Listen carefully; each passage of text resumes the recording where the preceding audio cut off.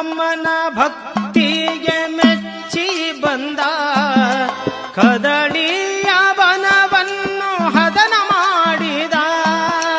ಮಲ್ಲಯ್ಯನ ಭಕ್ತಿಗೆ ಮೆಚ್ಚಿ ಬಂದ ಕದಳಿಯ ಬನವನ್ನು ಹದನ ಮಾಡಿದ. ಹುಚ್ಚ ಬರಮನನ್ನು ಉದ್ಧರಿಸಿದ ಸತಿಪಾತಿ ಇಬ್ಬರಿಗೆ ಮುಕ್ತಿ ನೀಡಿದ. ಸೂರ್ಯಚಂದ್ರರಿರುತ್ತಾನ